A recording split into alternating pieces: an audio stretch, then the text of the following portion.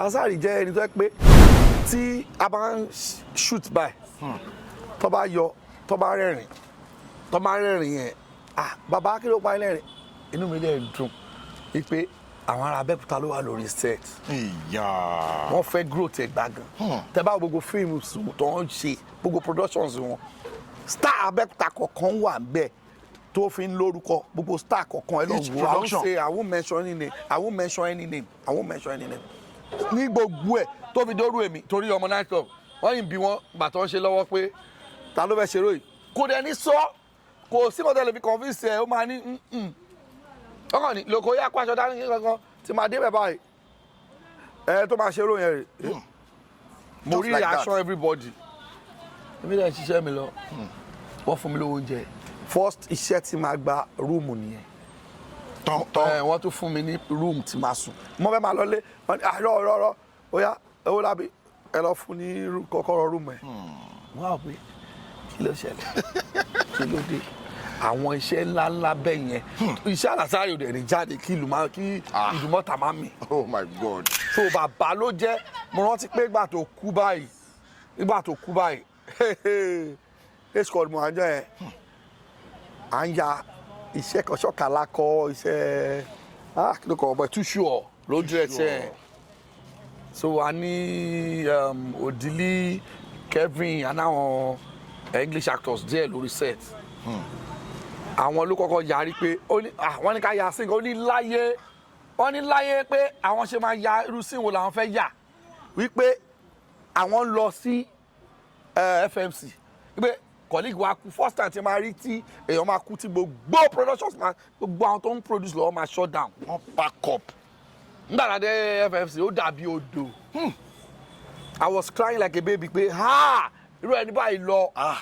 ẹ tá máa pè tó máa gbé kọ ẹ tá máa ṣáà tó máa dá ẹ lóhùn ẹ tá máa sọ fọ̀rọ̀ lọ tó máa sọ pé and then ẹ sọ nǹkan lẹ́ẹ̀kan tí mo láì wípé fíìmù Abẹ́òkúta máa unique ká tó sọ pé à ń lo script writer ó pẹ́ o èmi ò lò a máa jókòó ni. Still on Alasari. I would love to dwell more on that because I'm talking to a veteran now. Yeah, in you. Yeah. Ṣé tí Alasari bá ṣe production as Alasari gbọ́dọ̀ make actor kan. Kì í ṣe pé popular actor kan ló máa wá jẹ́ kí fíìmù yẹn popular. That production will actually make one actor or two or three or four popular. Wọ́n ṣe máa ń ṣe ni because mo rántí time kan tí wọ́n ṣe production kan tí even Ọdúnládé when he was relatively unknown. Ó dẹ̀ ṣe Ọdúnládé nínú fíìmù yẹn Fada ṣe major role lead role tó fi ṣe mo fẹ́ rántí title yẹn àwọn ará ilé tí mo title tẹ́ bá ti mọ title yẹn gbé mi débẹ̀ tó ṣe character pastor kí character pastor ní sá tí nǹkan kan wá ṣẹlẹ̀ tó wá ń ké that movie marked the beginning of millions of people to get to have love for Odunlade, that particular production. Yes, so you are welcome to another incredible edition of Unscripted with Jeff Owolewa, aka Tony Montana. This edition is going to be explosive because I have a guest in the building, very special. Yeah, one of our veteran producers, one of our veteran actors, one of our most hardworking production managers in the industry. Join me as I welcome ẹ̀gbọ́n mi tó dáa Mr. Lekan Olatunji. Ẹ káàbọ̀ sí orí ètò. Ẹ kúlé o pàdé mi kò ní bàjẹ́. Ó bàjẹ́ tí. Ó dàgbà. Ẹ kí àwọn ará ilé. Mo kí gbogbo ẹ̀yin ará ilé. Ojú tẹ́ fi wò wá kò ní fọ́ o, etí tẹ́ fi wá kò ní di. Gbogbo tẹ́ ti rówó, tẹ́ fi subscribe, tẹ́ fi ṣe gbogbo ẹ̀ lọ́tùn lósì, tẹ́ fi ra data, tẹ́ fi fẹ́ràn wa, tẹ́ máa rí wa tínú wa máa dùn, tẹ́ máa kí wa. Lágbára Ọlọ́run àní dẹni ìbàjẹ́ lójú yín èyí tó wá kù kí ọdún yìí parí bàtà ọ̀fọ̀ wọn ò ní bọ́ sílẹ̀ ẹnì kankan wa ẹ ṣé gan inú wa dùn pé ẹ ń bá wa bẹ́tò yìí náà lọ gbogbo wọn tá à ń ṣe ẹ ń gbà lọ́tún lọ́sì má sọ fún yàn má ní story tá a máa ń yà ìkan náà ló pọ̀ jù a kò máa ń lo actors tó kù ni the same set of people náà la dẹ̀ ń ta fún wọn dẹ̀ ń gbà wá ẹ máa ṣe gan ẹ ṣe o God will bless you Ọlọ́run bá wà pẹ̀lú yín lágbára lọ Allah wà pẹ̀lú yín gbogbo ọtẹ bá ń sìn á tè lẹ́yìn God bless you ẹ ṣe gan. Ó ní agbára gan first of all inú mi dùn láti ní wọn ní orí ètò torí ìgbà táwa dé sí industry ta janupa wá sí Abẹ́òkúta people like us ọwọ́ wọn la dé sí wọ́n dẹ̀ gbà wá bí ìgbà tó jẹ́ pé wọ́n mọ ẹyẹ tó ṣu wá ni wò so ní mi máa ń dún anytime tí n bá ti rí wọn. So now ẹ̀gbọ́n ẹ fún wa ní background yín lẹ́ẹ̀kan sí ìlú wo lọ́n ti bí yín school wo lẹ lọ ìgbà wo lẹ join ní iṣẹ́ tíátà ta lọ ga yín. ẹ ṣé lẹ́ẹ̀kan sí orúkọ mi ni Ọlálékan Ọládàpọ̀ Àrẹ̀mú Emmanuel Olatunji ọmọ bíbí Ọ̀ṣun state Ilé-Ifẹ̀ to be precise torí wọ́n máa ń ṣìmú Abẹ́òkúta bọ̀ mo ti pẹ́ l'Abẹ́òkúta èrò dẹ̀ nílé bàbá kó má nílé ìyá màmá mi ọmọ Abẹ́òkúta ni ìlú tí wọ́n bá dẹ̀ ti lò more than 10 years èmi ti wá lò 41 years l'Abẹ́òkúta báyìí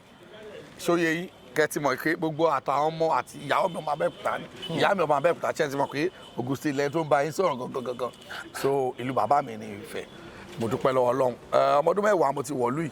so mo bẹ̀rẹ̀ láti Ìbàdàn mo ti wá sí Abẹ́òkúta mo bẹ̀rẹ̀ primary school mi ní Police Staff School primary school Polytechnic Òjèrè wọ́n ní primary school gbà yẹn mo sì fi máa wọ pé wọ́n ní bọ̀ kò sí mọ́ báyìí primary school yẹn ò sí mọ́ láti mo dẹ̀ kúrò bẹ́ẹ̀ mo lọ sí Ìjẹ̀mọ̀ Titun high school nínú Abia State mo lọ sí yẹn náà gbà tí mo dẹ̀ ṣe tán result mi ò tí ì pè ń gbà yẹn so professional course kan wà under ICAN 8 years ló máa ń pè 8 years yẹn tó bá ti pass stage 1 and 2 6 months ni within a year tó bá pass méjì is equivalent to OND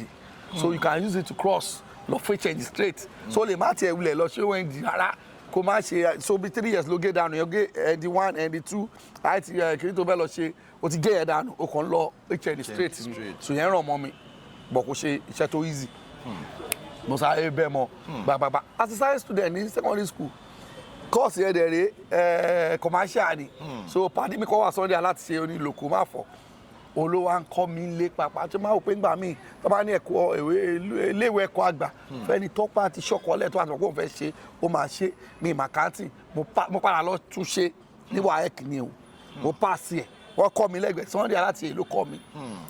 commerce wo ló kọ́ mi mo pass ẹ̀ ṣóyè yìí ATS1 ATS2 ATS1 yẹn mo pass ẹ̀ at one sitting ATS2 mo ní reference ló máa ń pè mo ní single star mo padà lọ ṣe ẹ̀kan yẹn mo dẹ̀ pass ẹ̀ bàtí mo wá pass ẹ̀ máa wò pé àgbéraga wá dé pé kí ló ń ṣẹlẹ̀ ó dà ìṣù ẹ̀ tí wàá lọ fún mi lọ sí polytechnic mi lọ ṣe change ẹ̀yẹ lọ university mo yẹ fi ṣe direct entry sí Ọlábísí Ọ̀nàbànjọ university nìyẹn so àdè dúpẹ́ lọ́wọ́ Ọlọ́run mo dẹ̀ ṣe tán bẹ̀ náà accounting ni mo read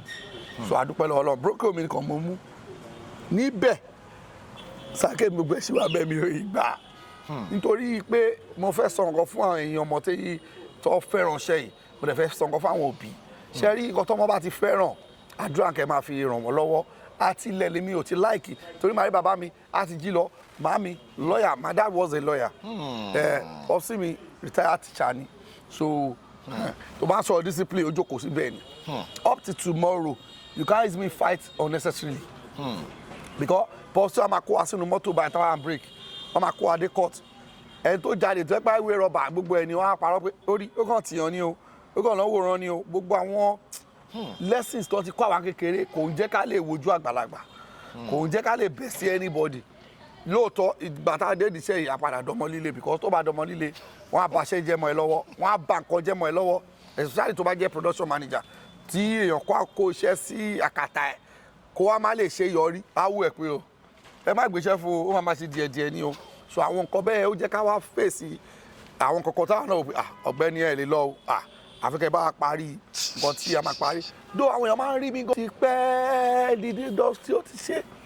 bá a dúpẹ́ lọ́wọ́ Ọlọ́run mo bẹ̀rẹ̀ ní 2007 December London ọ̀gá mi olówó gẹ̀mọ̀ portable actor Arijan so ó máa ń yẹ everybody lẹ́nu tó wọ́n máa ń jiyàn gan pé ìjọba ọ̀tọ̀ ti pè mí ọ̀tọ̀ ni ọ̀gá mi ni olórí ọ̀gá mi so nígbà yẹn dẹ̀rẹ̀ tí mo pàdé wọn wọ́n mú mi lọ sí Ìgè-Àlọ́yè Ìgè-Àlọ́yè rẹ̀ ń gbóná gbogbo ẹni tí Ọlọ́run gbà fún ní most àwọn tó Ọlọ́run gbà fún dáadáa l'Abẹ́òkúta ló wà ń bẹ̀ the likes of Ambassador Ọdúnládé Adékọ́lá Ṣẹ́gun Ògúngbè Káyọ̀dé Akíndénà Radical Àfilẹ̀ fún Kọ́lá Ajéyẹmí Túndé Ṣóbáyọ̀ Bíọ́lá Adékúnlé Sanjay Bukky Adéẹyọ and aṣáàpọ̀ Bọ́sà Arẹ́gbẹ́ so àpọ̀ ń bẹ́ẹ̀ gan tó yẹ pé kò sẹ́ni tó máa ṣe production l'Abẹ́òkúta ìṣá kó o gbé wá láti Èkó ṣá kó o má tiẹ̀ wò pé ẹ pé ó kéré jù bíi 4-5 wa máa wà ń bẹ̀ so ó jẹ́ kí kíní ẹ tètè growth wa tètè growth irú èmi o ó jẹ́ kó tètè and then mo tún wá wò pé mo ti dàgbà náà kí n tó wá join so most of àwọn ọ̀gá mi wà tí mo máa lóye pé mo jùlọ mi ò lówó fún ọ rí dọ́là. dọ́là. di ọ̀la nítorí tí wọn bá yẹ kí iṣẹ́ ẹ wù wá báwo làwọn náà ṣe fẹ́ wá síbẹ̀ èmi lọ kàwé náà kó lẹ́tí mi gbà di ìwé tí mo kà lọ electronics mo ń tàdá nígbà tí mo join gangan electronics tuntun torí ẹ má gbàgbé pé mo sọ pé láti ilẹ̀ mi ò láì kí n máa ṣe lọ́dọ̀ anybody máa pé kí n fẹ́ sùn láàárọ̀ ọmọdé kí n sùn ẹgẹ́ kí n fẹ́ sùn láàárọ̀ ọmọdé so kó lẹ̀ dàárọ̀ Sunday náà ní iṣẹ́ wá dé tó yẹ káwọn lọ church èmi á lọ sí èmi mo fẹ́ ní ayé mi Ọlọ́run dẹ̀ bá mi tó ìwé táwọn òbí mi ní kí n kà inú mi dùn mo kà á gbogbo àwọn abúlé kò sóko yẹ pé kò kàwé torí ẹ̀ ló lè lọ́jọ́ ìtẹ́ta ní ẹ má rò pé àwọn ọmọ tí ó mọ nǹkan tó ń ṣe lọ́jọ́ ìṣẹ́ wa o àwọn tó mọ nǹkan tí wọ́n ń ṣe tí làákàyè pọ̀ fún ẹ tó wá ṣe tíátà wọ́n máa ń pè é léré ẹ má ọ̀rẹ́ wa bá wa ẹ mọ̀ kí bàbá akọ́ṣẹ́ ni Ọlọ́run wa pẹ̀lú wa ẹ má yẹ pé nǹkan tó máa sọ yẹn náà ẹ má sá o iṣẹ́ wa dùn kò sí wàhálà. ẹ̀gbọ́n ẹ sọ̀rọ̀ kan sìn tí mo rántí torí táìmù kan gbà tèmi náà sọ pé mo jánu padà Abẹ́òkúta yẹn mo lò sábẹ́òkúta dáadáa ẹ dárúkọ àwọn tèmi kan shout out to Kọ́lá Ajéyẹmí let me just say the record straight Kọ́lá Ajéyẹmí jẹ́yàn kan tó fún mi ní first major role nínú Yorùbá movie kò mọ̀ mí ní anywhere so igi àlọ́yè tẹ́ wá sọ yẹn tó máa ń sọ̀rọ̀ caucus ní àwọn kan máa ń pè ní caucus ní iṣẹ́ tíátà yìí a ní Ọdúnfá a ní igi àlọ́yè a ní mẹ́ran àtàwọn caucus kan tó wà ní Ìbàdàn náà so àwọn caucus yẹn máa ń strong gan nígbà yẹn máa ń wà very united wọ́n dẹ̀ máa ń wà effective as a matter of fact ẹ lè pa ìtàn Yorùbá film tí ẹ bá dárúkọ igi àlọ́yè tẹ́ bá dárúkọ Ọdúnfá tẹ́ bá dárúkọ mẹ́ran now kí ni effectiveness àwọn caucus yẹn nígbà yẹn compared to how they are now how effective they are now. mo really like a question yẹn gan ṣe rí nǹkan tó wà nígbà yẹn ṣe rí ẹ jẹ́ kó fi wé ìdílé ok ẹ jẹ́ fi wé ìdílé tèmi bí mo wà because èmi ni first born mo ní àbúrò 4 ọkùnrin 2 obìnrin 2 now bàbá mi wọ́n ti kú gbogbo bá kan wà gbogbo a máa ń jí a máa ń ríra wa báyìí wá ṣe fẹ́ dà la máa lé ok àbúrò mi ò tí jẹun kílẹ̀ tí mo ti jẹun mo lè gbóúnjẹ mi fún mo lè ṣe mo lè mọ̀ ìgbà yẹn bí kákọ̀ ṣe rí ń gbà yẹn nìyẹn tí gbogbo wa bàbá náà lọ gbọ́dọ̀ kí ló wọ́n fẹ́ jẹ kí lẹ fẹ́ jẹ kí lẹ ti jẹ ìwọ owó skul ìwọ kí ni kan màmá náà dé ó yá assignment yẹ gbogbo ẹ̀ mọ̀ gbogbo kí ni everybody máa wà together gbogbo nǹkan a máa move kò ní ṣe pé ẹnìkan fẹ́ dá ronú nígbà tó wá dáàrin kan a bẹ̀rẹ̀ sí marry iye obìnrin wa marry ọkọ ẹgbẹ́ travel ó lè yẹ ká má rìnrìn àjò orí fóònù lọ àdúpẹ́ lórí fóònù tẹ́ pé à ń ṣe video calls ṣé you understand kejì marry èmi marry gbogbo wa marry tí n bá sọ nǹkan fún yín sìn mo ti fojú kọ ìkànnì àwọn àbúrò mi yàtọ̀ sí pàǹpẹ̀rẹ̀ lórí fóònù àwọn kan tiẹ̀ wà tẹ́ pé bíi 15 years ni lẹ́ẹ̀tì fojú kan ra. yes because and they are doing well akọni group ni ibẹ̀ láti máa ń sọ̀rọ̀ láti máa happy birthday ọmọ ẹ̀ you get so bó ṣe yẹ nígbà tó grow ṣẹ́rí ibi tí o bá ti sí kíyàn grow kò ní sí success àwọn èèyàn máa ń rò pé kò tú torí pé gbogbo àwọn tí mo dárúkọ yẹn gbogbo wa náà láti dàgbà ká wá pé wọ́n ti wá lọ marry àtàtù ní marry sílé bàbá wa àti marry àti wá bímọ ẹ̀ka ti wá pọ̀ gbogbo wa náà lájọ ń ṣe kò sí táǹkì pera wa nura wa wọ́n máa dára wa lóhùn bọ̀ kíní yẹn ilé yẹn ti di pé kò lè gba gbogbo wa mọ́ oníkàlùkù dẹ̀ máa rò pé ọ̀gá mi tí mo tẹ̀lé yìí ewì ló ń mọ̀ traditional productions ló like èmi ẹ jẹ́ kí mi fi èyìnbó díẹ̀ kún tèmi oníkàlùkù wọn á ṣe nǹkan tí Ọlọ́run fún lórí ọ̀fẹ́ láti ṣe tí ayé dẹ̀ ṣe ń gbà púpọ̀ ẹ̀ so a dúpẹ́ lọ́wọ́ Ọlọ́run àwọn nǹkan tó ṣẹlẹ̀ nìyẹn so kò ṣe pé ìjà má sọ fẹ́ pé ẹ má rí bí ìjà kọ́ a grow ni everybody grew up yes okay nígbà yẹn sìn mami wọ́n lè máa ro ẹ̀ bàbá kọ́ yọ kọ́ fọ́ ẹ lórí dànù ṣùgbọ́n sìn ọmọ máa bẹ̀ mí lọ́kọ mi ṣe ẹ kó ti yàtọ̀ ó ti yàtọ̀ kò sí yẹn mọ́ Ọlọ́run wà pẹ̀lú wa. Àmín. As a very strong production manager ní industry wa gbogbo wa la mọ̀ nǹkan tó ń pè ní production management kò kí ń ṣe nǹkan tó fọ́nì rárá. It's the backbone of every production. Now kí ni àwọn challenges tẹ máa ń face ṣé mo pé bẹ́ẹ̀ ṣe wà yìí nsìn Saloko you are a star actor normally ẹ̀yin lè mọ̀ pé production manager ní industry àwa la mọ̀ pé production manager máa ń ṣe production manager but àwọn audience popular actor ní kí ni àwọn challenges tẹ máa ń face juggling the status of a popular actor and at the same time working on a particular production as a production manager báwo lẹ ṣe ń balance here because you have to be up and doing ẹ gbọ́dọ̀ oya you have to coordinate and do all of that báwo lẹ ṣe ń ṣe tẹ fi mix ẹ ẹ lè tún máa ṣe major role lórí the same set tójú yóò dẹ̀ tún gbọ́dọ̀ rọ́ọ̀fù jù báwo lẹ ṣe ń ṣe. adúpẹ́ fún Ọlọ́run fún oore ọ̀fẹ́ fún agbára tí Ọlọ́run fún wa ṣe rí kìíní yẹn náà má sọ fún everybody gbogbo àwọn ọmọ tí mò ń train tó bá dé as an actor má kàn dúró pé ó fẹ́ wá act nìkan yà sí crew lọ́tún lọ́sẹ̀ torí gbà tèmi náà dé mo pé àti pọ̀ jù mi sẹ́wọ̀n ká máa padà pọ̀ báyìí nítorí pé àti pọ̀ jù kí ni mo lè ṣe mo wá ń wo gbogbo ilẹ̀ mo wò pé production gangan tó bá lè ṣe bóyá mo act tó because mo ti rí àwọn productions bíi méjì mẹ́ta kan tí mo lọ producer ò mọ̀ act ṣùgbọ́n ló lówó ẹ̀ ó ló máa play lead mo tó máa fẹ́ mi òjò ọlọ́pàá lọ mo dúdú bàbá alẹ́ kan black trouser black shoe fún bíi ọdún kan ọdún méjì ọlọ́pàá mo ṣe bí tó fínú gbọ́ lẹ́bàá ọ̀gá wa Alasari kọ́ lọ́ba àfọ̀rún kẹ́wọ̀n wọ́n fún mi rò kan nú ìyàwó wèrè mi ò believe ẹ̀ mo kàn wálé mo ń ṣeré ni Lekan Olatunji akíkan mo lè débẹ̀ wọ́n ti yọ blade dání wọ́n farun gbọ̀n mi ọ̀gá ọlọ́pàá mo ṣe iṣẹ́ ẹ̀dẹ̀ lọ ẹgẹ́t so àwọn nǹkan bẹ́ẹ̀ bọ̀ tó bá ti join crew tó ti wò pé ìkọ̀ báyìí mo ṣe gbogbo àyẹ̀mí kọ́ ṣe production bá mo ṣe production mo rí pé ṣe dáadáa mo fẹ́ kí ló lè jẹ́ kí n ṣe tí àwọn tàjọ wà yẹn náà ní rí bí gbígbọ́ dalẹ̀ because iṣẹ́ náà gbọ́dọ̀ máa grow from one stage to another mákàn sáré okay o ṣe freedom o lọ bẹ̀rẹ̀ sí ṣe ọ̀gá ẹ̀ inú ò ní dùn sí ẹ o ọ̀gá ẹ̀ inú ò ní dùn sí ẹ o now but tó bá ti wá kúnlẹ̀ lọ́dọ̀ ọ̀gá ẹ̀ ìbàjẹ́ gàrí ló gbà lọ́wọ́ ẹ̀ ìbàjẹ́ kókì kan ló gbà lọ́wọ́ ẹ̀ Ọlọ́run ọba tó ti fi inú ṣàdúrà fún ẹ kò lè ṣe pé fún ẹ kó ràn ẹ mọ́ mo já yín kó wá padà lọ máa ṣe òun ló ti free ẹ ó bá padà wá lọ kọ́ máa ṣàn kọ́kọ́ má pọ̀ gẹ́ tó bá wù ẹ ló máa pè ìwọ ló mọ nǹkan tẹ́jọ́ di pọ̀ ṣẹ́tìgẹ́t now gbogbo nǹkan tó ti èmi lọ di PM ni ẹ pé now mo yẹn tó lọ yìí tí n bá lọ sí di PM mo ti láwọn PM tó pọ̀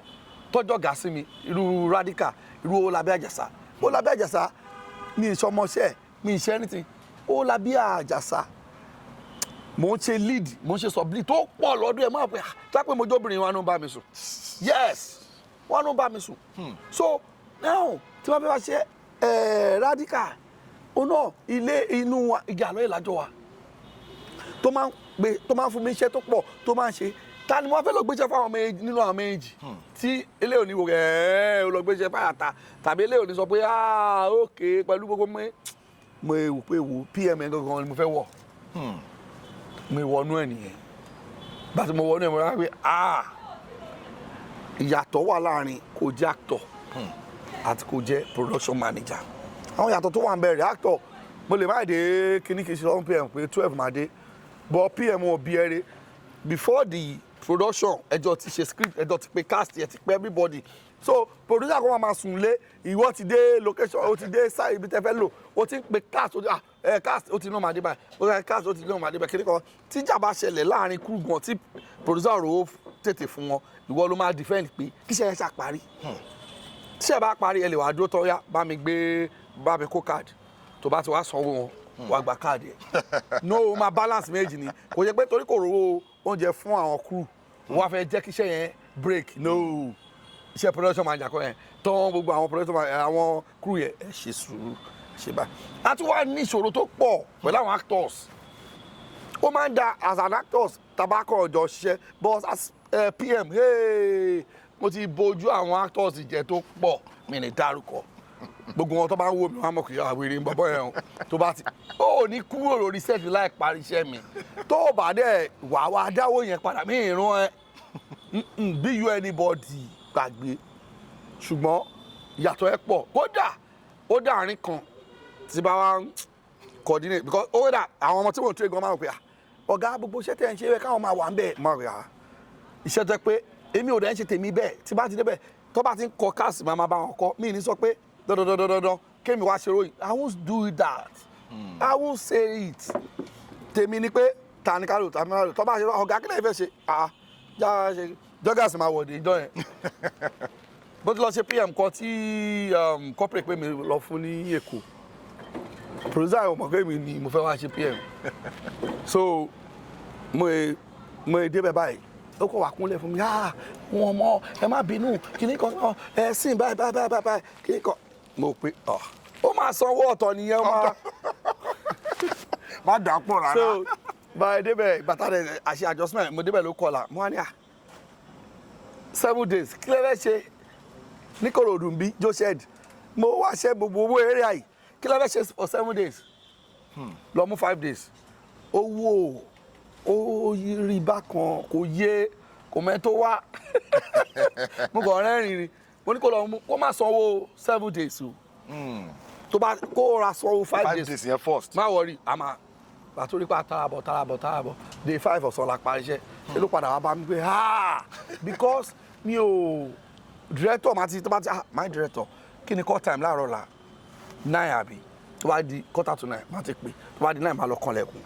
kí ni kan director àjọsọ ẹ jẹ́ ká sáré ẹ mọ̀ pé ṣẹ́dú wa rè olùbọ̀ respect náà mo lọ́mọṣẹ́ tó ń direct mo máa ń bá a sọ̀rọ̀ nìyẹn because crew tí mo wà directing ó supersede ẹ̀ so mi ní rí torí bọ́mọ tí mo tó kúnlẹ̀ mi freedom no Ahmed mo ìwà lórí sẹ́tẹ̀ lánàá mo ń bá a sọ̀rọ̀ àmà director ẹ wà ọmọọṣẹ́ yín dé. ọmọ tí mo train so bí gbọ́dọ̀ wà á dé ẹ̀kọ́ báyìí káyọ̀ àwọn èèyàn kan ló máa sọ ṣé torí òǹdẹ̀ rẹ̀ kọ́ ń ṣe nǹkan tó bá ní kó wá ṣe iṣẹ́ ẹ̀dá tó lálùbáríkà tó command a lot of respect but iṣẹ́ tó le gidi gan ni nítorí tí actor mi bá fẹ́ bojú ẹ̀ jẹ́ báyìí dóònà àfẹ́sẹ̀ mi ní ni pé mo ti jẹ́ actor so mi máa ń really ní ìṣòro bẹ́ẹ̀ so tó bá dẹ̀ fẹ́ ṣe tá a bá ti wojú ara wa nǹkan máa wò pé rere boy ara fi mí lẹ̀ ìjọ mi ta bá pè ní òní wá so a dúpẹ́ lọ́wọ́ Ọlọ́run. now ẹ jẹ́ kí n touch area kan tẹ mẹ́nu bá ń sè ṣẹ́tìrì ní inú Nollywood industry wa Abẹ́òkúta as a state Abẹ́òkúta as a caucus because lójú tèmi lójú àwọn ará àtàtà bá ti Abẹ́òkúta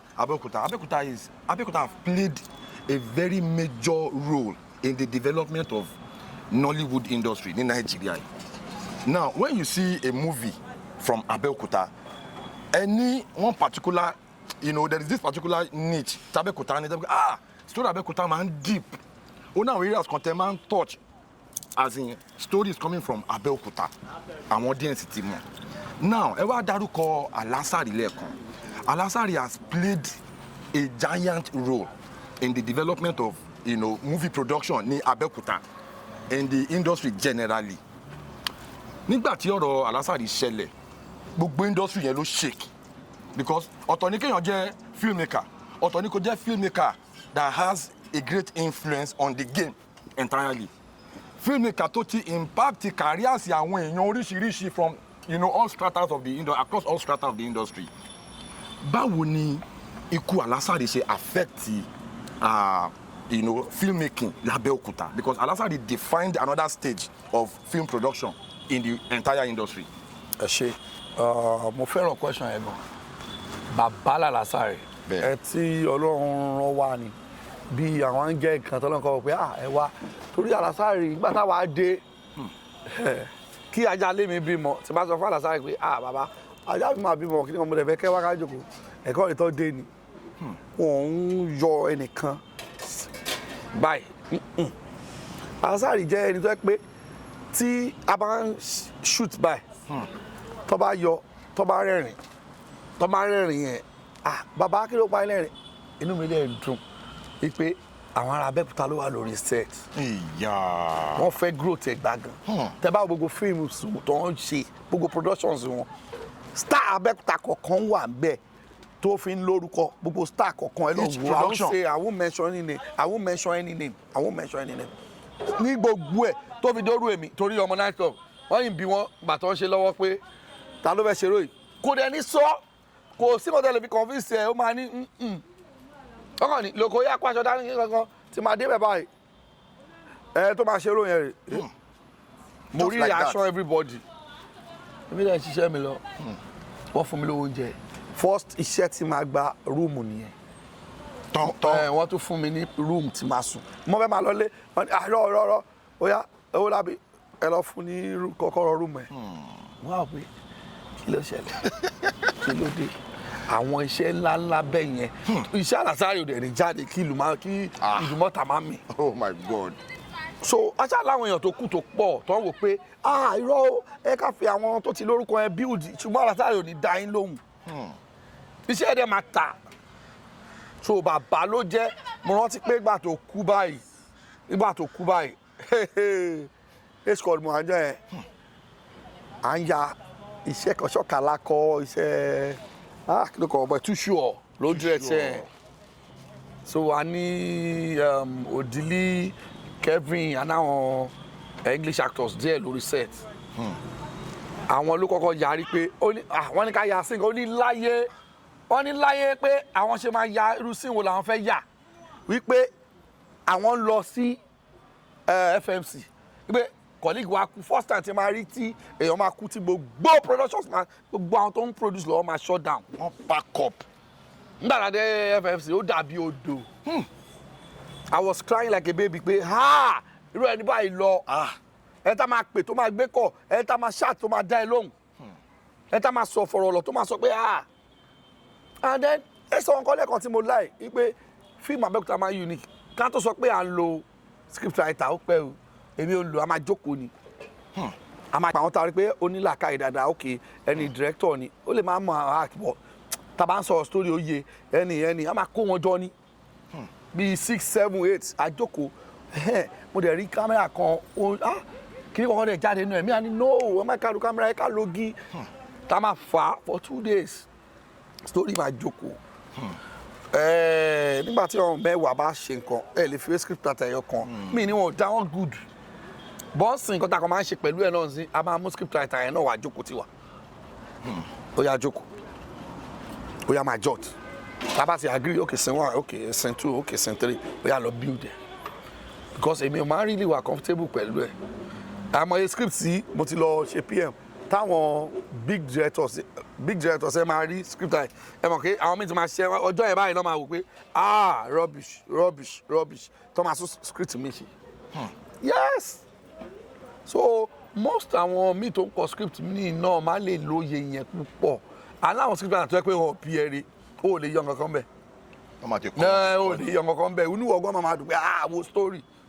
ṣe get so bó ṣe rí gangan nìyẹn. Still on Alasari. Okay. I would love to dwell more on that because I'm talking to a veteran now. Yeah, in you. Yeah. Ṣàṣírí tí Alasari bá ṣe production as Alasari gbọ́dọ̀ make actor kan. Kò ṣe pé popular actor kan ló máa wá jẹ́ kí fíìmù yẹn popular. That production will actually make one actor or 2 or 3 or 4 popular.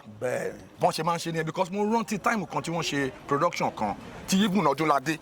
when he was relatively unknown. Ó dẹ̀ ṣe Ọdúnládé nínú fíìmù yẹn fada ṣe major role lead role tó fi ṣe mo fẹ́ rántí title yẹn àwọn ará ilé tí mo title tẹ́ bá ti mọ title yẹn gbé mi débẹ̀ tó ṣe character pastor kí character pastor ní ṣá tí nǹkan kan wá ṣẹlẹ̀ tó wá ń ké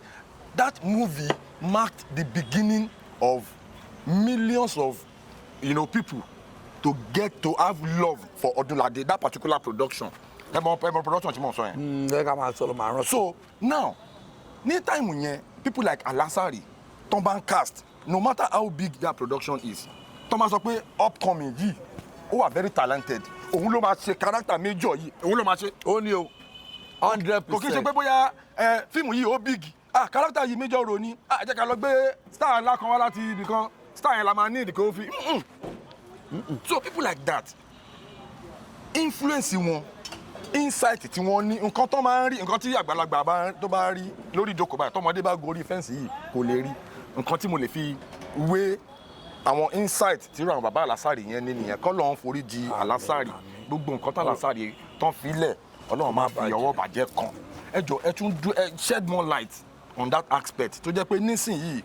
when you want to do a production you be looking for one star láti ibì kan láti wá help unlike that time irú àwọn Alasari yẹn tó jẹ́ pé lead role yìí upcoming yìí ló máa ṣe ó wà talented ṣe é mọ̀ kó máa ṣe tó bá dẹ̀ ṣe ó máa deliver. ṣe rí difference tó wà ń bẹ̀ nígbà yẹn àti sí. òun náà lélẹ̀ ṣe rí oríṣiríṣi ní èròǹgbà oníkálukú ẹ jọ̀ọ́ nígbà tí n bá lọ yá 5 million naira tí mo fẹ́ ṣe production nítòótọ́ ẹ ká ro ẹ lè expect kí lọ mú ọmọọṣẹ́ mi kó wá play lead èmi gan lè má lè play lead kí n wò pé kó lè tà kí n lè rówó yẹn dá padà kí n lọ pé àwọn tó tún lórúkọ jù mí lọ síbẹ̀ kọ́ ṣe rí pé èròǹgbà tèmi ni pé mo fẹ́ make owó. ẹ fẹ́ ṣe business. mo fẹ́ ṣe business. ìgbà míì náà dẹ̀ wà mo rò pé ókè orúkọ mo fẹ́ ní ókè mo fẹ́ lórúkọ ókè yẹ kọ story ọ̀rẹ́ mẹ́ta kí Ambassador Ọdúnládé jẹ́ ọ̀rẹ́ mi kí ọ̀gá mi wá jẹ́ ọ̀rẹ́ mi ṣe pé mo fẹ́ build ara mi ni mi ní rí tẹni kọ́kọ́ rò ara mi ni mo ríru yẹn ṣùgbọ́n irú àwọn Alasari yẹn wọ́n wò pé ẹ jẹ́ ká build industry ẹ jẹ́ ká build Ogun State filming ṣé you understand àní mo sọ pé ni wọ́n máa ń dùn tó bá ti rí ara Abẹ́òkúta tó ń gbé lines tínú ẹ̀ ń dùn wọ́n ní wọ́n yìí dẹ̀ da o tó bá sọ ń bẹ̀ pé next production kò sí nǹkan tó bẹ́ẹ̀ fi yẹ o next production bóyá máa sọ nìyẹn ó dẹ̀ máa lórúkọ ó máa lórúkọ so àwọn tó bá wò bẹ́ẹ̀ ṣẹ́rí kí ni ẹ̀mí náà máa ń ṣe tẹ́ bá wo iṣẹ́ tí mo ṣe last àwọn iṣẹ́ mi ló kún bẹ́ẹ̀ 80% ọmọọṣẹ́ mi ni tẹ́ bá wo Juliet àwọn méjì wà lẹ́gbẹ̀ẹ́ ọmọọṣẹ́ mi ni gbogbo àwọn boys tó tẹ̀lé ọmọọṣẹ́ mi ni gbogbo wọn because èmi náà máa ń ro kíní yẹn pé ìjọ interview báyìí máa dé tó máa béèrè lọ́wọ́ ẹ̀ o ti pẹ́ àbí o ti lò more than 15 years o ti lò more than 20 years ta ló build categorically mo lè sọ tọkàn mi bàtẹ́ kọ́ mo ló direct mi lánàá yẹn mo ní àwọn producers tó pọ̀ mo ní make up mo ní continuity tí màá sọ fún yẹn continuity ọmọ tí mo sọ obìnrin ni o ó sá lọ fún mi èmi mo lọkọ continuity torí mo kéré mo pé feature ẹ̀ ó tún máa ń tijú mo pé lọkọ continuity nígbà tó dẹ̀ kọ́ mo ti wá ní kẹ́yìn mo lọ location kan mọ́ ẹ mọ́ nígbà tí màá sọ mo ní go send script return of Ajalo rẹ̀ sí wọ́n ló máa ṣe Sigwarelli ó pariwo ní ọ̀gá kíkan mo ló rí òpin wọ́n ló ṣe o ó ti gbàṣẹ lẹ́yìn yẹn sọ́kàn pè léraléra ni bàtọ́ ti pọ̀ gẹ̀gàn ti lò ó like ẹni tí mo tún sọ yìí náà bàtọ́ ti pé ó ti bá mi direct mo ti ń gbéṣẹ́ àwọn ọmọọṣẹ́ mi fún wọ́n pọ̀ mo ní àwọn actors okay àwọn ẹ̀ta ẹ̀yẹ lọ lo bàbá ọkọ̀ mi bá ọkọ̀ ẹ̀ lo ilé so ọkọ̀ mi balẹ̀ so tí o bá ti wà jókòó náà ẹni tó bá dẹ̀ ṣe irú nǹkan bẹ́ẹ̀ náà ó ń ẹ̀pà yà rẹ̀ ni o I'm telling you kéré máa ń dàgbà ni o because gbogbo àwọn tá à ń sọ yìí náà ló máa replace wa wọ́n tún máa mọ̀ jù wá lọ so nígbà tí o bá bí ìdánwò bíi 20 tí bíi 7 wọ́n produce wọn ò lè gbàgbé ẹ̀ nígbà ọ̀gá kò sí òyìnbó ẹ ṣáà wá jókòó ó yẹ gbó oúnjẹ ó yẹ gbó oúnjẹ ó yá ọ̀gá ẹ̀yin lẹ́ máa àwọn ọ̀daràn wọn wà á sọ mí di pm wọn á ní coordinating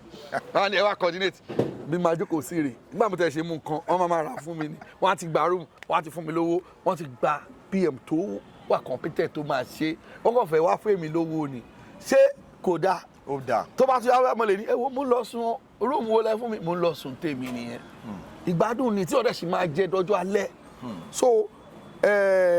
àwọn èèyàn wa náà la máa bá sọ̀rọ̀ kọ́ lóun jẹ́ ká rò meanwhile àwọn ọmọ mi náà dẹ̀rẹ̀ ejò ni wọ́n ò ṣe lẹ́nu fún o. bíi ti báwo. ẹ ṣe kó ọmọ mi mo lọ́mọ kan sìn mi ní dárúkọ kó wá ṣe freedom kò ṣe freedom ṣe ló ń fò kiri ṣe production kiri ṣe gbogbo ẹ̀ àwọn tó ń gbé mẹ́ ń wo rọrùn kó kán ẹ̀mí gbogbo èèyàn náà kọ́ ló máa jẹ́ kínní so àwọn express bẹ́ẹ̀ yẹn ìmí náà dẹ̀ wà tó máa build tó pé ẹ mọ̀ kí àwọn ọmọ kan wà industry wọ́n fẹ́ fi ego kéde wọ́n pọ̀ bẹ́ẹ̀ tó bá ti dọ́dọ̀ àbọ̀dá àmọ̀dé láì fi mi yín o kíní kan ó yá mo fẹ́ wá gba fọ́ọ̀mù tó bá ti dọ́dọ̀ yín wọ́n fẹ́ fi ẹ́gòkè lọ bá rú àwọn ambassador Ọdúnládé àwọn Míwádé Mọ́lá àwọn Ibrahim Chatta tó bá ti rí àwọn yẹn lórí sẹ́ẹ̀tì wọ́n máa gba nọ́mbà àwọn ṣí ẹlẹ́nìyẹn àwọn yẹn pọ̀ gangan so ẹmọ ẹlòmí lè wá wò pé bí mo ṣe ń ẹjẹ́ má ṣe oore mọ́ irú ẹ̀ náà ti pọ̀ tá ti rí àìmọye mímì tẹ́ pé àṣẹ báyìí wọ́n dẹ̀ sàkúrò wọ́n sá lọ bòmí kó kàn mí àwọn ká bẹ Ọlọ́run pé nǹkan tá à ń ṣe náà kó lò kéde pé àwọn èèyàn náà máa ń bí ẹ̀ láti wá bẹ́ẹ̀ni àdẹ̀dùpẹ́ lọ́wọ́ Ọlọ́run àyàgán dìṣẹ́ yìí. ẹ jẹ́ kí n fi opportunity yìí let me just use this opportunity to say this. See, we need to bring back the era that we will be using our upcoming talented actors in our movies for major roles. Ẹ má máa jẹ́ kí a máa depend 100% on the already made stars. That is how this industry can grow. Lẹ́nu ọjọ́ mẹ́ta yìí ọ̀rọ̀ wípé àwọn actors wa ti ń charge exorbitantly. They are overcharging. Some people will tell you that bring 1 million naira per day, bring 500,000 naira per day for a production that you know that is a YouTube production. Kò kí n ṣe pé bóyá kò sẹ́ni tó show off. So ọ̀rọ̀ yẹn ti ń jà ròyìn ní industry as a production manager, as an experienced person in filmmaking industry. Kí ni perspective yín sí ọ̀rọ̀ yẹn? Is it going to make this industry grow or is going to eventually kill this industry? Fún ẹni tí ò bá yé ó máa ló máa kílẹ̀ kí ló fẹ́ pa fún. Okay. Fún ẹni tó bá ní làákàyè tí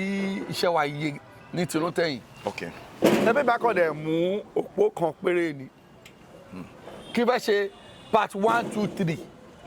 ẹ fẹ́ gbọ́ tí n bá ti rí ẹnìkan bí irú Ọdúnládé Ibrahim Chatta àbí Míwádé Mọ́lá àbí àti Fathia àbí Fúnkẹ́ Akíndélé àbí Tóyìn Àyìnmá tí n bá ti ní ẹnìkan yẹn gbogbo àwọn kan tí máa tó ẹ níwò kẹsàn pé àwọn kan tí bá máa yẹ because story tí máa yà mí ní gbégbá bí tó yẹ pé àfikà lọ fẹ́ ní láì báyìí síbi rírọ́ máa lọ lọ́rùn ní gbàgbàgbà máa gbé wá sí level tó yẹ kí n gbé sí everybody máa jẹ́ wọn máa gbádùn ẹ̀ bọ́lá tí ó bá yẹ máa kákò pé àfikà ní báyìí wá bí gbàgbà fẹ́ kó actors bíi 8 sórí set ẹ̀ ọkàn ó fẹ́ para ẹ̀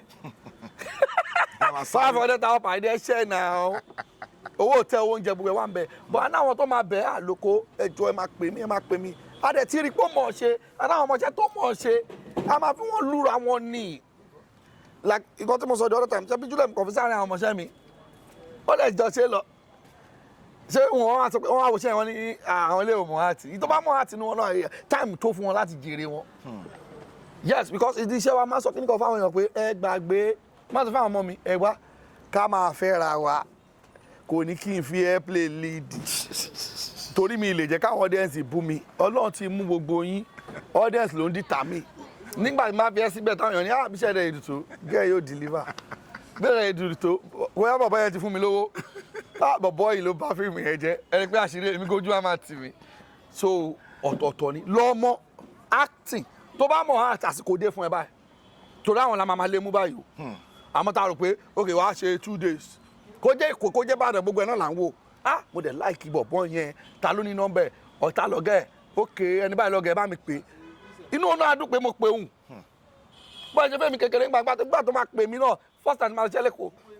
èlòkó èlò ní ká fún yín àìsà ṣe mí dáadáa mo lọ sọ mọ́jú tí mo mi lè sùn so tó lọ bá wá kó lọ tó di pé ó di pé Ọlọ́run kẹ́ ẹ náà dé ibi tó ó ńlá wà àwa náà àti ibà ṣeré díẹ̀ á dẹ̀ sì máa pọ́n wálé àtúbọ́sẹ̀ lómi so bó yẹ kó rí nìyẹn o so ẹni tó bá ti mọ̀ art àsìkò dé fún báyìí. From this point now mo fẹ́ take a conversation because on this very show it's not an interview. I have conversations with professionals so we share back-end stories, experience and all of that. So now nǹkan kan ṣẹlẹ̀ recently lady kan ṣe production kan ó dà pé Rotimi Salami bóyá ó pẹ́ dé àbí nǹkan kan ọ̀rọ̀ yẹn di yamayama lórí internet. The lady called out Rotimi Salami and everybody was saying different things. So now later lẹ wá jáde ó dà pé wà lórí set yẹn ẹ wá try láti clarify situation yẹn gangan. So I just want to use this opportunity again. Kí ni nǹkan tó ṣẹlẹ̀ kí ni back end story situation yẹn lórí set yẹn as someone tẹ pé ó dà pé present ní orí set yẹn kí ló ṣẹlẹ̀ gangan. Fún ẹni tó bá ka nǹkan tí mo post. Okay. Nǹkan tí mo sọ 100% kò sí rọ́ọ̀bẹ. Rotimi àbúrò mi ni ọ̀rẹ́ mi yẹn tájọ máa ń ṣe tí máa ń bẹ̀ pé iye báyìí ló máa pàdé ya iye báyìí. the other girl Fatima ọmọ mi àjọ wa ń gé àlọ́yè náà ti pẹ́ àjọ wa ni so nígbà táwọn kìíní ẹ̀ ṣẹlẹ̀ tó lọ síra wọn ẹyọkan tó kọ̀ fa wàhálà ojú pé pẹ́ dé sórí set èmi ò sí bẹ́ẹ̀ mi ìmọ̀gbà tó dé ṣùgbọ́n nǹkan tó tún wá padà rí bákan lára tèmi ni pé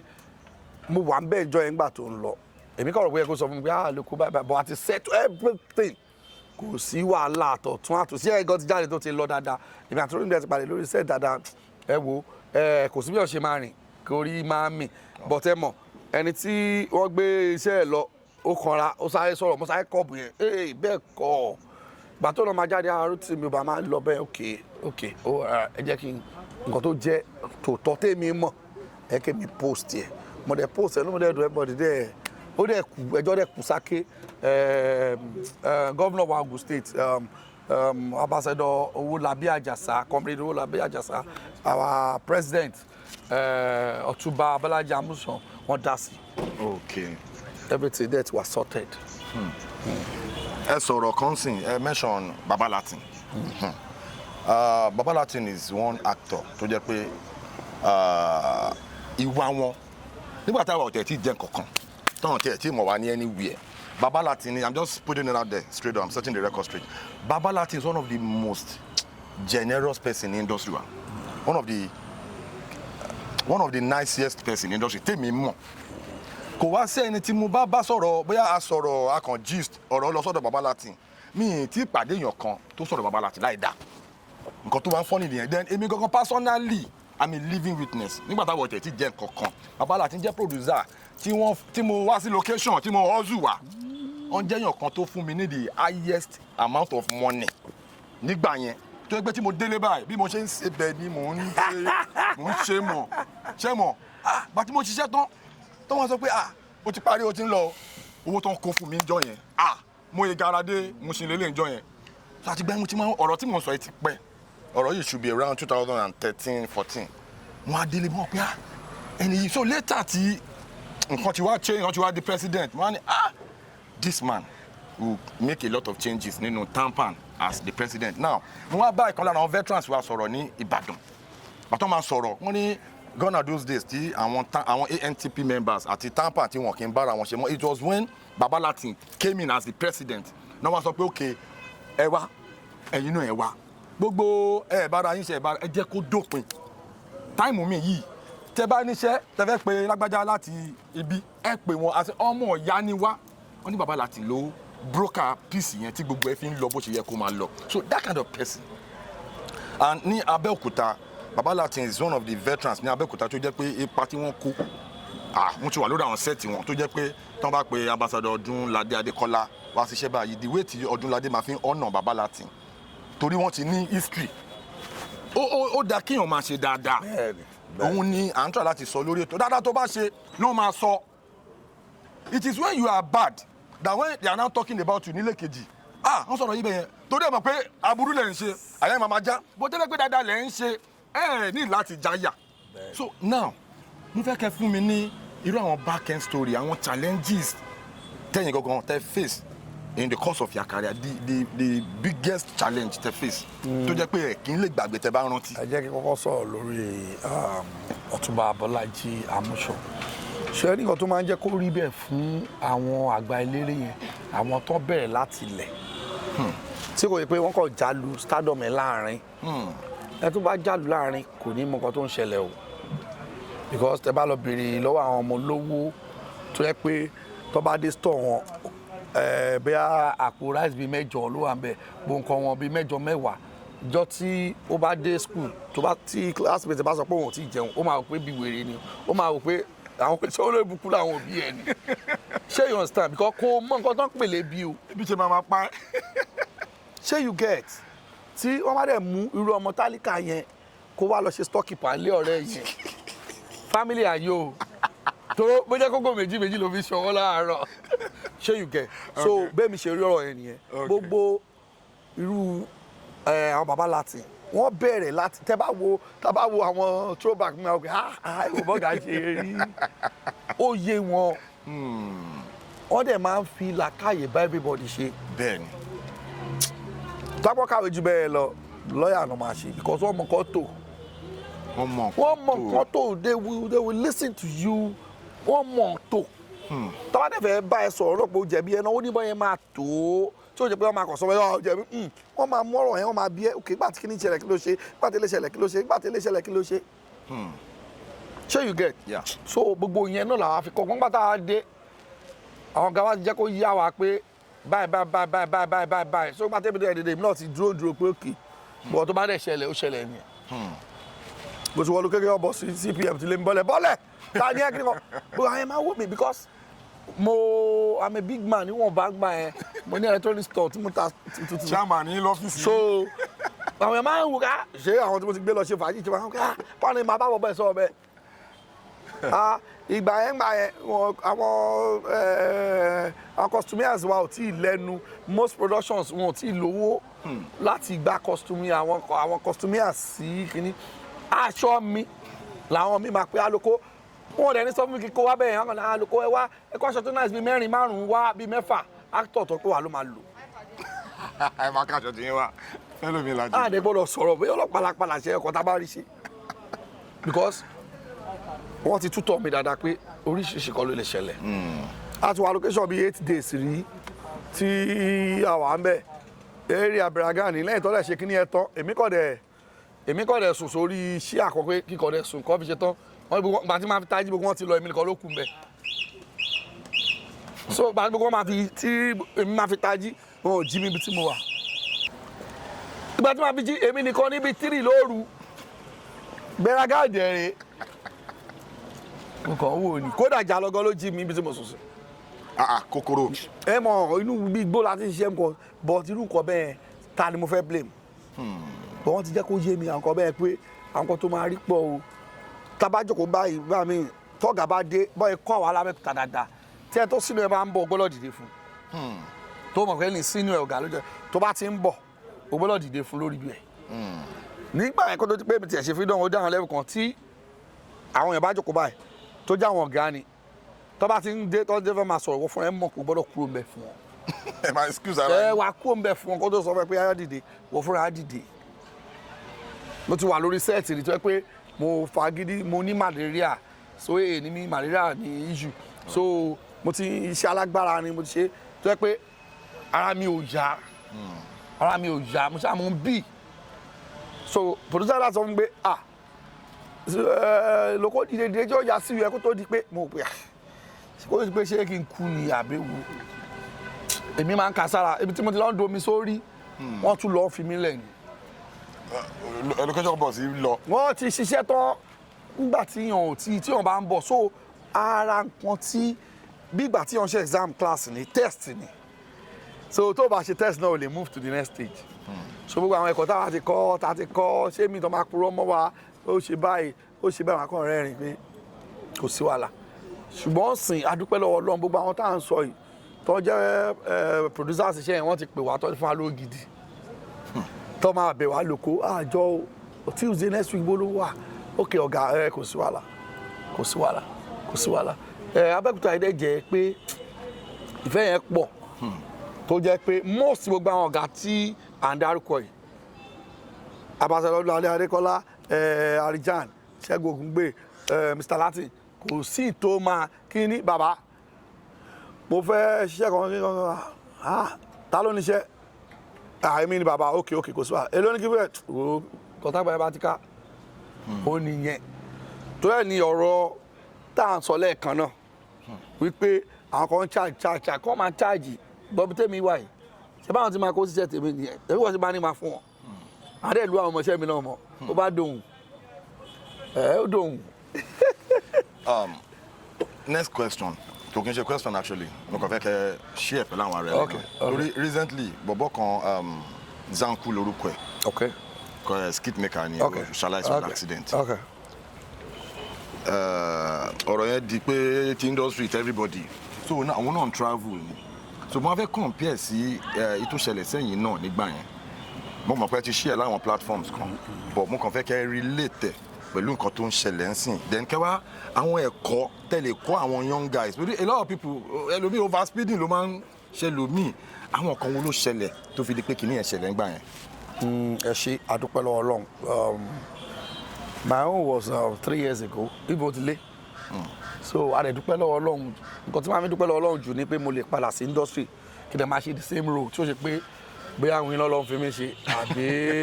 àbí crime actor àbí pé apá ti gé tí ọba nídìí òun ni àbí ṣé you understand. Now ṣe rí kinní yẹn gbogbo nǹkan yọ lọ́hùn o. Ìwọ tí èmi náà bá ti lọ mo ti lọ 3 years ago ni o. According to nǹkan tó ṣẹlẹ̀ bójéyàn ó kù sí lọ́wọ́ kó má fún mọ́ kó jù sáyé bọ́lá ìjọ ọlọ́run náà ni àfi kẹ́kọ̀ọ́ ni. bẹ́ẹ̀ ìjọ yẹn mò ń lọ mo gbé mọ́tò mi lẹ̀ mo ti ń gbọ́ oríṣiríṣi ló kọ́ ẹ̀ṣọ́ra mo lọ kíní mo wọ mọ́tò park bọ́ọ̀kan tí mo tún wá rí bẹ́ẹ̀ pé tí mo bá fẹ́ travel bẹ́ẹ̀ máa ń san owó tí mo bá ti bèrè èèyàn mélòó ló máa jókòó síbi èèyàn 3 ok mo lè san owó èèyàn 3 mo dé park ìjọ yẹn èèyàn mélòó ló kù èèyàn 3 mo lè san owó. ok ó lè outside lè máa affect mi tó yẹn because tá pé èèyàn ti shock ó lè máa ní weight tó yẹn ṣé you get now but nǹkan tí mo sọ pé possibility wa kò jẹ́ èèyàn kò yé mi bọ́lá ìjọ lọ́nà torí báwo yẹn máa sùn mọ́tò no na báwo máa sùn mọ́tò èrò mọ́tò tí mò ń wú aago mi ń sùn. so kò kí n jí pẹ̀lẹ́ ń drive mọ́tò. èmi kọ́ mo lọ mọ́tò park ni mọ́tò yẹn gbẹ̀jú mọ́tò mi lọ mélòó ló kù wọ́n ní 3 ok mo lè sanwó ẹ̀ èló ní Ìkòròdú 2000 mo lè sanwó mo lè san 6000. àdẹ kò tó mi fi àdẹ move mo dẹ̀ ti sùn lọ so àjẹ́ ìṣẹ̀lẹ̀ mi ìmọ̀ anything hospital gbé mi dé mi ìmọ̀ anything mo ẹ padà kó hospital tí mo bẹ̀rẹ̀ sí fa wàhálà mi ìmọ̀ anything but àdúpẹ́ lọ́wọ́ Ọlọ́run pé so tí arákùnrin Ọlọ́run ọba abá àtẹsáfẹ́fẹ́ rere o àmín àdẹ bá wa dùn àwọn òbí ẹnu because ẹni tó bá ní ògo inú family ò mọ yìí o nítorí pé a lot of things ní lọ́ máa sort ṣẹ́rí kí ni ẹ̀ mo wò ó mo wá sí ara mi mo wò pé yé nǹkan tó ń ṣe nínú family ẹ̀ mà ní kéré lọ́dọ̀ ẹ̀gbọ́n lọ́dọ̀ àbúrò lọ́dọ̀ bàbá lọ́dọ̀ ìyá ló wá kéré Ọlọ́run ọba kó ṣàánú fún wa so tó bá lè jẹ́ spiritual náà ẹ̀ tó bá dọ̀ kó máa kójú sáyé tó bá lè yẹ normal ṣẹ́rí kí ni yẹn náà orí ọ̀fẹ́ máa wà ṣẹ́rí Nigerians èèyàn mélòó ló ń sáré ọ̀nà wa ò dáa bẹ́ẹ̀ mi ṣe gbọ́ bẹ́ẹ̀ wọ́n ní táyà ayọ̀ àbí kankan ló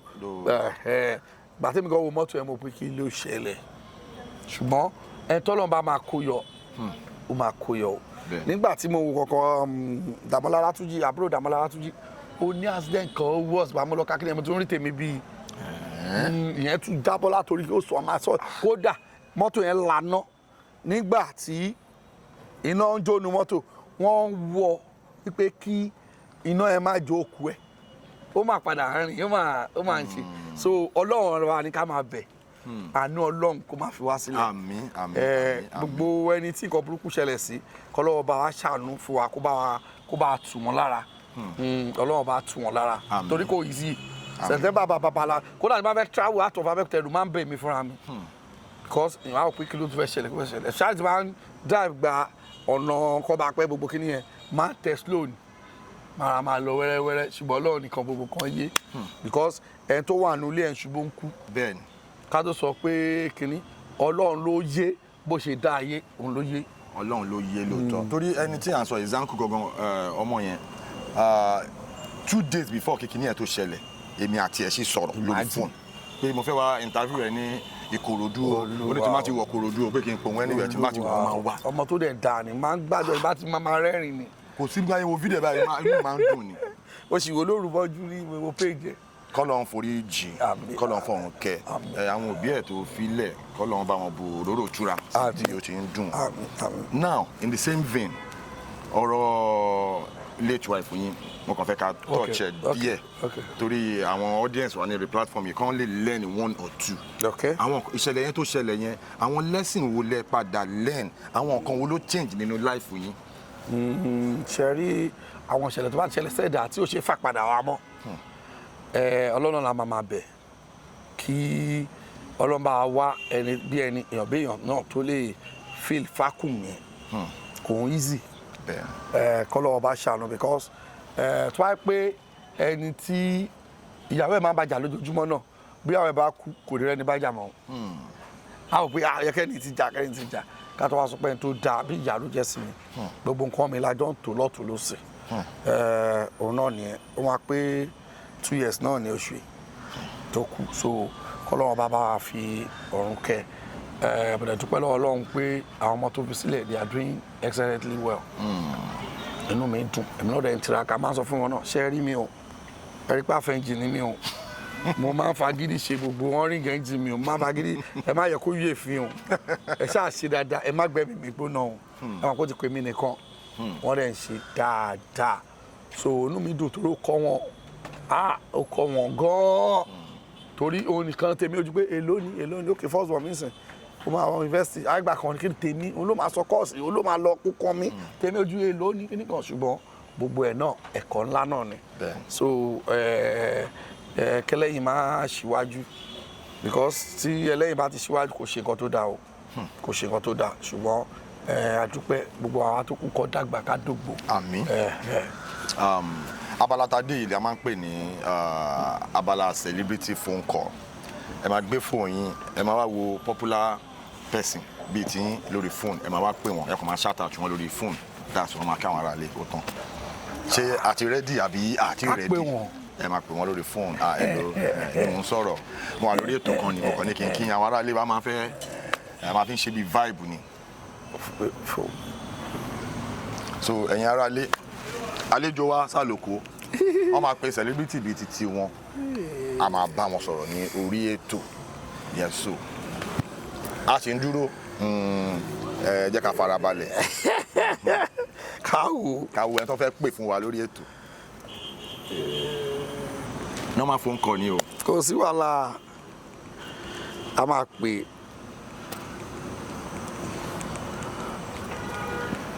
ẹ jẹ́ ká fara balẹ̀ àbí ká cut. ẹ má cut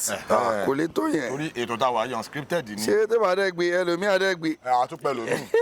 because a ti mọ̀ pé èèyàn wa tí ó bá ti gbé possibility wa kò wà ní. reset.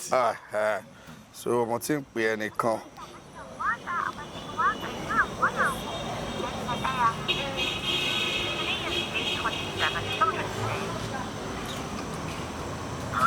hello báwo ni Siroma báwo ni. Body ṣe lè lo wa mo ń ṣe interview yẹn lọ́wọ́ náà ní kájà pẹ̀ nìkan tó lè gbé mo ṣáà pè ẹ́ so kò sí wàhálà. yà Siro Alpha Jeff ló ń sọ̀rọ̀ bọ̀bọ̀ orí ètò ló wà àwọn ará ilé dẹ̀ ń gbóhùn ẹ̀ kí àwọn ará ilé sọ̀rọ̀ sókè ó tó sọ̀rọ̀ bí ẹni tó wà lórí bẹ́ẹ̀dì.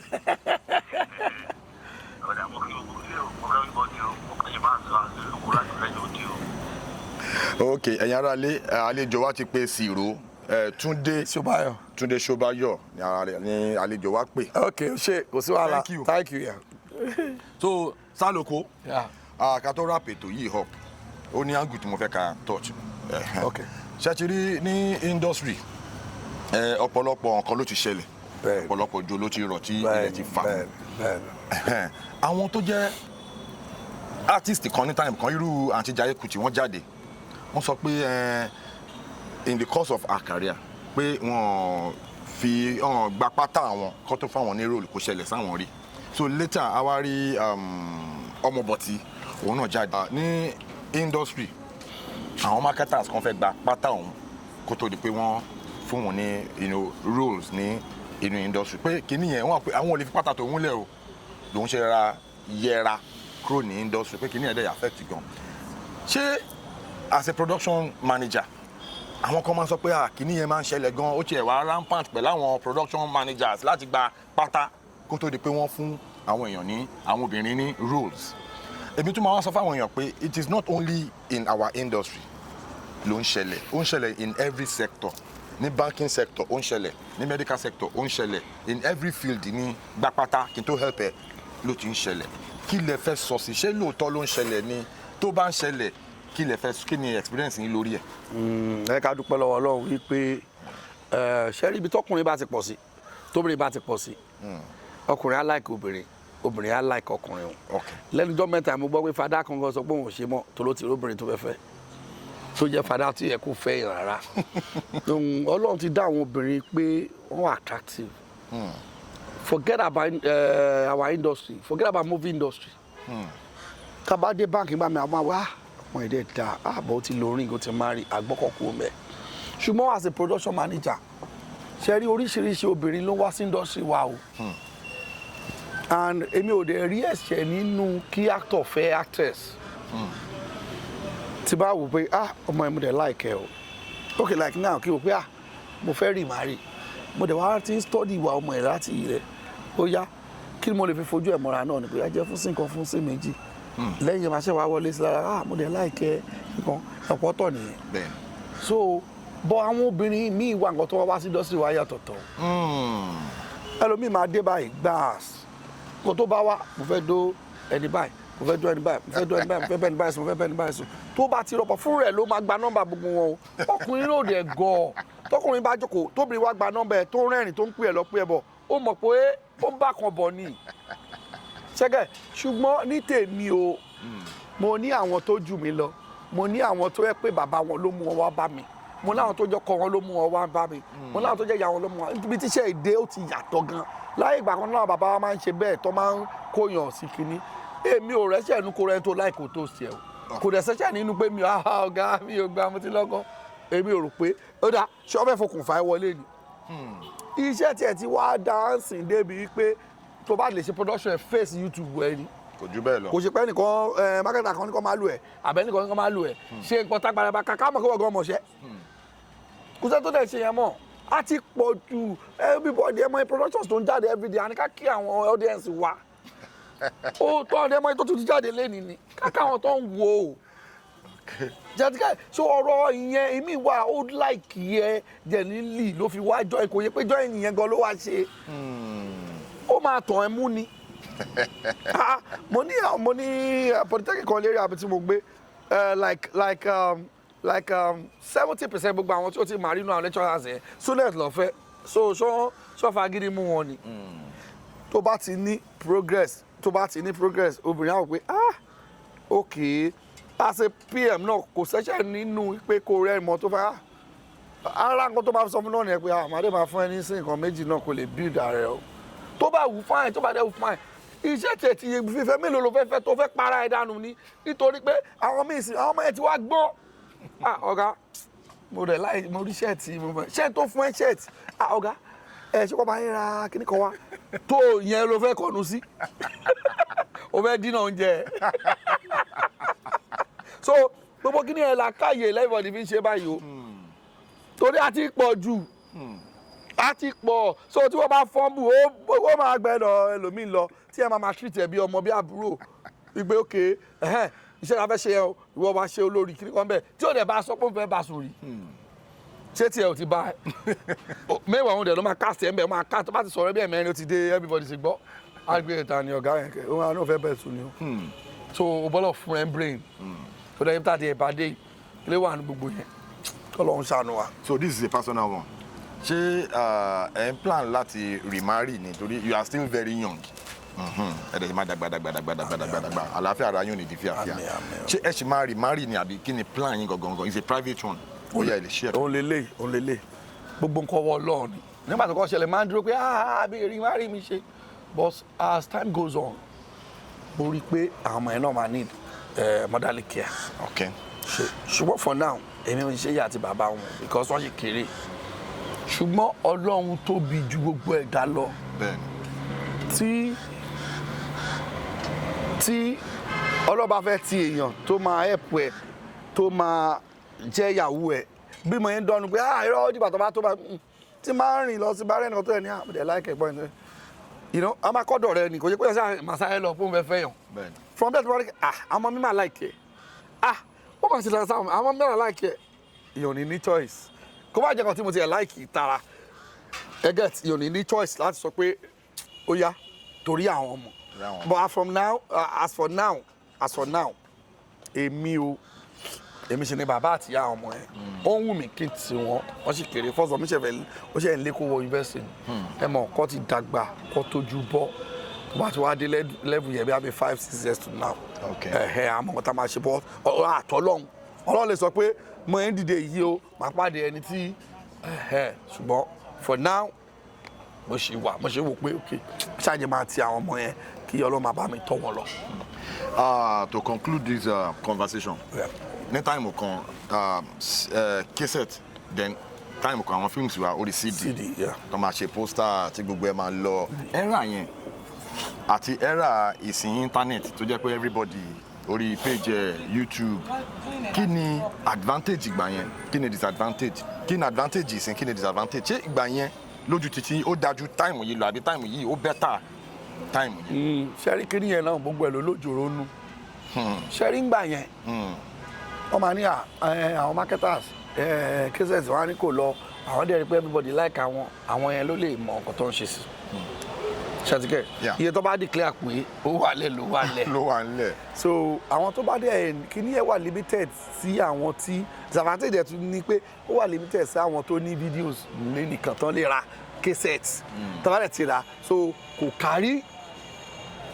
nígbà CD àwọn tó ti ń gbé pẹ́lí wọ́n ti lè ra CD pẹ́pẹ́pẹ́pẹ́ ìgbà yẹn ló tún fi àyè gba àwọn piracy wọlé tó di búlẹ̀búlẹ̀ torí gbà CD yẹn ló ti ẹ̀ worst. ó lágbára. tó di pé ó ń ṣiṣẹ́ báyìí káyé gbogbo ẹ̀ ti rún kọ́ ní kò tà kọ́ ní disc mi ò play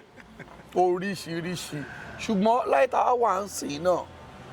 wọ́n pirate kìíní náà ẹ̀kọ́ màdédé òkè àjà lórí tọ́lá àjẹrò tá a rí tó wà lórí YouTube lè ní àtó 50 ìtọ́lọ̀ bàjẹ́ èyí kan àtẹ̀lé bàkó máa rẹ́rìn ṣe pé kan náà nìyẹn ó yẹ kó ṣe àwọn náà dẹ̀ ní vias àṣà rí pé díẹ̀díẹ̀ náà wọ́n ń já bọ̀tá gbogbo díẹ̀díẹ̀ náà wọ́n kó papọ̀ sójú kan fún wa ẹ mọ̀ pa rẹ̀ náà ni ṣùgbọ́n nǹkan tẹ́mi fi wá prefer àsìkò tá a wà yìí ni pé ìdájọ́ ọwọ́ ni ìdájọ́ ọwọ́ ni ìwọ ló ní nǹkan tó fẹ́ ṣe mú nǹkan ẹ lọ ẹni TV channel tó bá ti wù ẹ́ lẹ̀ síbẹ̀ ọ̀ tó bá rí kó o lè sọ fún wọn pé ọ̀gbẹ́ni yọ lẹ́yìn oṣù méjì o tún change orúkọ ẹ̀ kó tún dá lọ bòmí tún yọ ó yá tún kó wá ọ̀dọ̀ TV tí ẹ gan dá sí ó yá o tún ṣe wá wò pé òkè ẹ̀yin ọ̀rẹ́ mi ti lówó lọ́wọ́ sí ẹ jẹ́ n gba ọ̀ kékeré kan ó yẹ wá wò èmi mo ní ẹ wá ṣe premier ìwọ ló ní nǹkan ẹ̀ àwọn ọmọ mẹ́mọ́ ẹ̀ tó bá dé ẹ gbà ẹ̀yin rẹ̀ tún ní you get it ṣe rí i pé ó make sense that I'm saying. So lastly a mọ̀ pé return of Ajalolẹ́rú ti wà on YouTube ẹ fẹ́ opportunity to sọ fún àwọn ará ilé pé ẹ̀yin tẹ́ bá ti wò ẹ lọ wò ẹ ṣe kí ni next plan. ẹ ṣe gan o inú mi dùn pé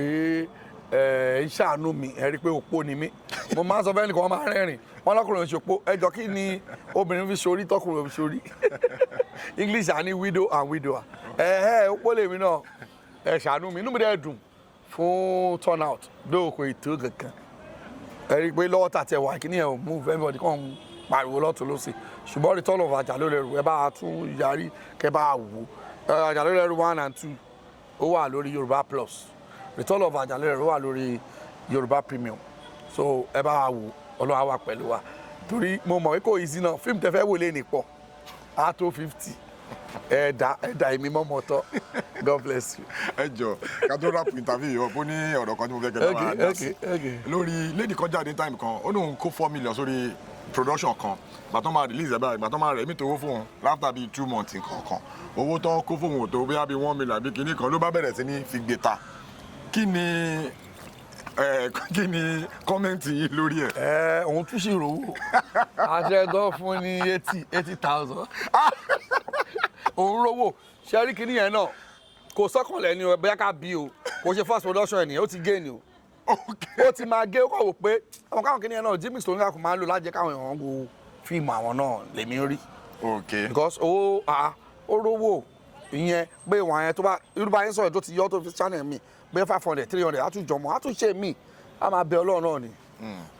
á máa bẹ Ọlọ́run náà ni kò sí wọn tá a fẹ́ ṣe sí ìjọ tó bá rí 10 million ta ló fẹ́ sọ fún ẹjọ gbàjọba bá yẹ kí lọ kọ́ lókè wọ́n wá fún ẹ ní 15.5 lẹ́yìn ọgbà ìtì lọ. lẹ́yìn ìgbà tó ná bíi 4 million 5 million lórí production. wọ́n fún 15.5 20 bay kí ni ká sọ àtọ́rọ̀ ẹ̀jì ni ọlọ́wọ́ ṣàánú àmì ẹ kí àwọn ará ilé ká sign out. irin níyẹn náà ló yẹ ká máa fi wá kí àwọn marketers wá ń gbà yẹn tá a máa pariwo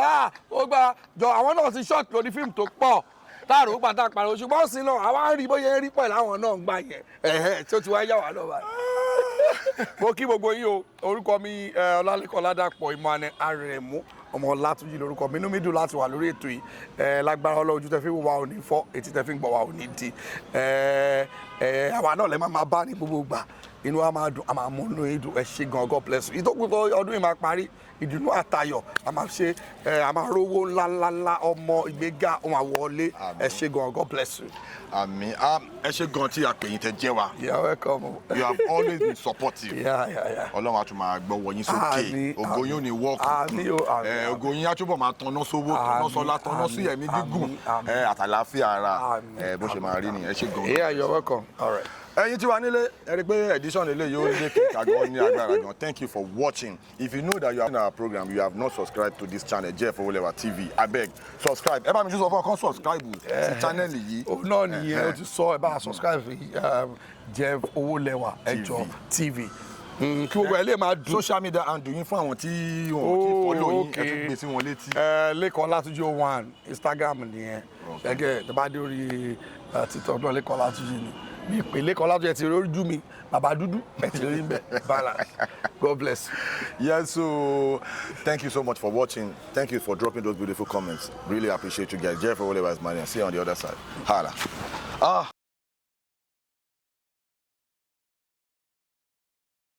Please subscribe to my YouTube channel and press the notification button.